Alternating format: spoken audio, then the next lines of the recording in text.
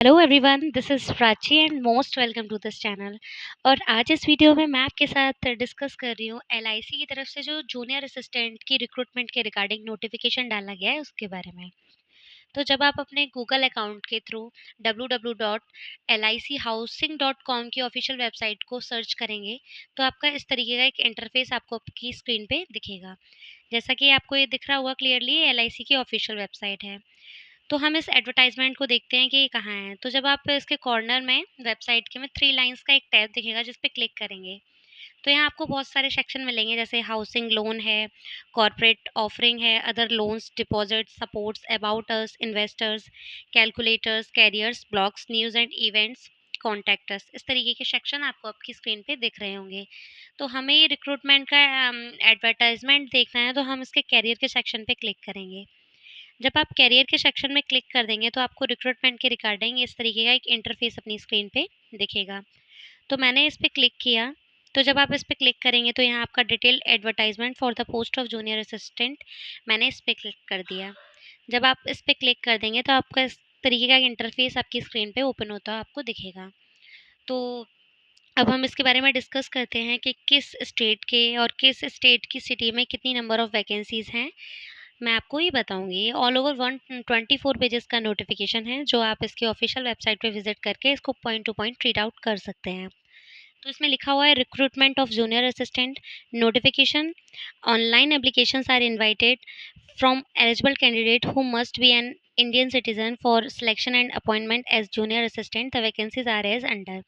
तो यहाँ वैकेंसीज़ के बारे में आपको जानकारी दी दी जा रही है कि अगर आंध्र प्रदेश स्टेट्स में सिटी है आपकी ये गंतर और त्रिपुरापति, इस तरीके से आपकी स्टेट में आपकी सिटीज़ को मेंशन करते हुए आपकी वैकेंसीज़ को शो किया गया है। वहीं असम में गुवाहाटी में आपकी 3 नंबर ऑफ़ वैकेंसीज़ 8 हैं, और जो सॉरी नंबर ऑफ़ वैकेंसीज़ 3 हैं जो स्टेट आप सिटी को गुवाहाटी में है। वहीं आप असम में हम टोटल वैकेंसीज़ हैं इसकी, आप देख सकते हैं 3, जिनको मेंशन किया गया है। फिर आप बिहार में देखेंगे, बिहार की स्टेट के लिए, फिर उनको सिटी वाइज़ इसमें आपको मेंशन किया गया है कि मुज़फ्फरपुर में आपकी 1 वैकेंसी है, पटना में 5 वैकेंसी हैं। इस तरीके से बिहार की टोटल वैकेंसी आपको 7 दिखेंगी। वहीं आप अब चंडीगढ़ के लिए देखें तो रायपुर के लिए आपकी 3 वैकेंसी, इसलिए टोटल वैकेंसी आपकी चंडीगढ़ में 3 हुई। दिल्ली एनसीआर में आप टोटल वैकेंसी देखें 3 हैं, तो दिल्ली एनसीआर के लिए ही हैं। वहीं गुजरात में देखें तो आप सिटी अहमदाबाद में आपकी 1 वैकेंसी और राजकोट में 1 वैकेंसी, इस तरीके से आपकी गुजरात की टोटल वैकेंसी 2 हैं। फिर आपका जम्मू एंड कश्मीर के बारे में बताया गया है, जहाँ जम्मू में 1 वैकेंसी है, और इस तरीके से total vacancy for the state of Jammu and Kashmir is 1। फिर हम कर्नाटका में देखेंगे, सारी ही सिटी वाइज़ वैकेंसीज़ को डिवाइड कर रखा है, जहाँ बैंगलोर के लिए 23 वैकेंसीज़ हैं, बेलगाँव के लिए 1 वैकेंसी है, हुसन के लिए 1 वैकेंसी है, मैसूर के लिए 1 वैकेंसी है। तो आप सारी स्टेट को इस तरीके से पढ़ सकते हैं, और टोटल वैकेंसी आपको कर्नाटका रीजन में 29 वैकेंसीज़ देखने को मिल रही हैं। फिर यहाँ सारी स्टेट के बारे में सिटी के रिक्रूटमेंट के रिगार्डिंग में आपको एक्सप्लेन कर दिया गया है कि केरला स्टेट से आपकी जो भी सिटी बिलोंग करती हैं उनमें वैकेंसीज़। वहीं आपका मध्य प्रदेश में भोपाल में आपका 9 वैकेंसी है, ग्वालियर में 1 वैकेंसी है, इंदौर में आपकी 5 हैं, जबलपुर में आपकी 1 है, सतना में आपकी 1 है, और इस तरीके से आपकी ऑल ओवर 16 वैकेंसीज़ यहाँ मेंशन कर रहा है मध्य प्रदेश में। फिर आप महाराष्ट्र में भी देख सकते हैं कि आपकी ऑल ओवर 25 वैकेंसीज़ हैं, जिन्हें सिटी वाइज़ आपका डिवाइड कर रखा है। इस तरीके से जितनी भी स्टेट के लिए रिक्रूटमेंट आई है, उनकी सारी ये सिटी वाइज़ आपको वैकेंसी इसमें मेंशन देखने को मिलेंगी। अगर हम उत्तर प्रदेश की बात करें तो यहाँ टोटल वैकेंसीज़ 13 हैं, जिनको लखनऊ, मेरठ और शाहजहाँपुर और वाराणसी की सिटीज़ में डिवाइड करके बताया गया है कि लखनऊ में आपकी 2 वैकेंसीज़ हैं, मेरठ में 6 हैं, और सहारनपुर में आपकी 1 है, और वहीं वाराणसी में आपकी 4 वैकेंसी हैं, इसलिए टोटल वैकेंसी आपकी उत्तर प्रदेश में 13 है। उत्तराखंड में आपको देहरादून में 1 वैकेंसी देखने को मिल रही है। इस तरीके से टोटल वैकेंसी उत्तराखंड की 1 है। वेस्ट बंगाल में आपका कोलकाता और सिलीगुड़ी में 1, और कोलकाता में 8 वैकेंसी और 9 टोटल वैकेंसी है। यानी आपकी टोटल वैकेंसी अगर हम पूरी ऑल ओवर स्टेट से यहाँ संभालें तो 100 वैकेंसी की रिक्रूटमेंट के रिगार्डिंग ये नोटिफिकेशन है बाय द एलआईसी। अब हम इसको स्क्रॉल करेंगे तो हमें सारी जानकारी यहाँ पढ़ने को मिलेगी कि क्या इसका एलिजिबिलिटी क्राइटेरिया है और क्या आपका ऑनलाइन फॉर्म सबमिशन कब से स्टार्ट हो रहे हैं। तो यहाँ आपको देखने को मिलेगा start of online registration and payment fee is 16 अप्रैल 2026, यानी 16 अप्रैल 2026 से इन रिक्रूटमेंट के regarding online form submission start हो चुका है। वहीं last date of the online form submission and the payment of fees is 30 अप्रैल 2026 है, यानी 30 अप्रैल 2026 इन फॉर्म की लास्ट डेट है। वहीं आपका downloading of call letter for online examination वो भी आपका यहाँ बताया गया कि आप 7 से 10 दिन नहीं अपने एग्ज़ाम से पहले इसको डाउनलोड कर सकते हैं। फिर आपका एग्ज़ामिनेशन ऑनलाइन एग्ज़ामिनेशन का एक टेंटेटिव वीक आपको मेंशन किया गया है कि फर्स्ट वीक ऑफ जून में आपका इसके रिगार्डिंग एग्ज़ामिनेशन हो सकता है। फिर यहाँ आपको ये पढ़ने को मिलेगा कि क्या आपका इसमें सैलरी रहेगा किस हिसाब से, तो आप इस चीज़ को भी पढ़ सकते हैं। बहुत क्लियरली इसमें मेंशन है। बेसिक पे स्केल 20,000 एचआरए वगैरह हर चीज़ आपको यहाँ क्लियर कर दी गई है। फिर जब आप इसको स्क्रॉल करेंगे तो आपको सारी जानकारी यहाँ पढ़ने को मिलेगी। फिर यहाँ आपका एक सेक्शन आएगा एलिजिबिलिटी क्राइटेरिया, यानी आपको ये जो रिक्रूटमेंट है उनके लिए आपका क्या एलिजिबिलिटी क्राइटेरिया होना चाहिए।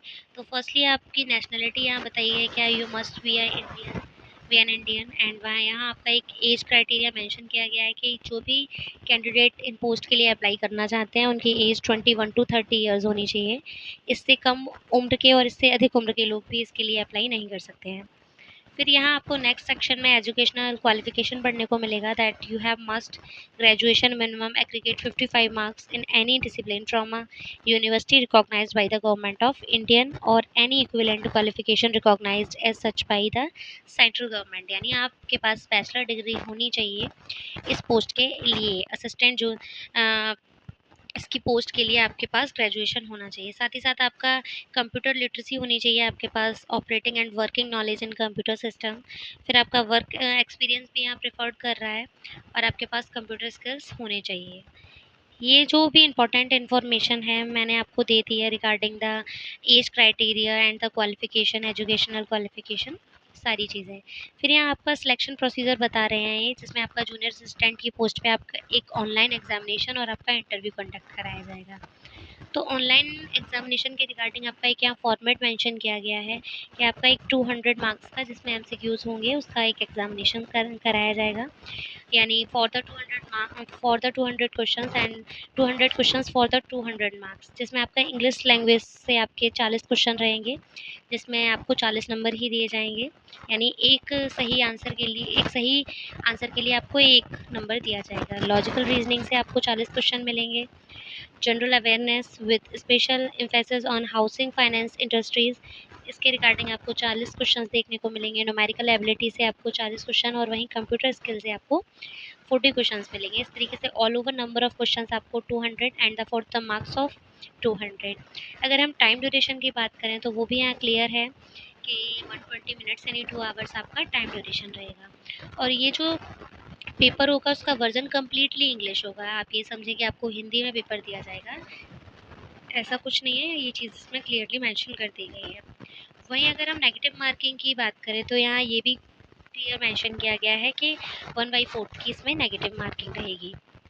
तो process of for arriving score her cheese clear कर दी गई है। फिर जो भी कैंडिडेट का जो एग्ज़ाम सीबीटी बेस्ड होगा वो क्लियर करते हैं उनको इंटरव्यू के लिए बुलाया जाएगा, फिर आपका फाइनल सिलेक्शन होगा। फिर आपका मेडिकल एंड बैकग्राउंड वेरिफिकेशन होगा इस तरीके से कि आप कोई किसी क्रिमिनल बैकग्राउंड से तो नहीं बिलोंग करते हैं, इस तरीके से आपके बारे में सारी जानकारी ली जाएगी। फिर आप इसको स्क्रॉल करेंगे तो आपको ये भी बताया गया है किस तरीके से आप इसको अप्लाई करना है। इसमें बताया गया है candidate can apply online only from 16 April 2026 to 30 April 2026 through LIC HFL website. जो भी कैंडिडेट इसके लिए इंटरेस्टेड हैं और एलिजिबल हैं वो 16 अप्रैल से 30 अप्रैल के बीच में अपना ऑनलाइन फॉर्म सबमिशन कर सकते हैं with the help of www.lichousing.com की ऑफिशियल वेबसाइट से।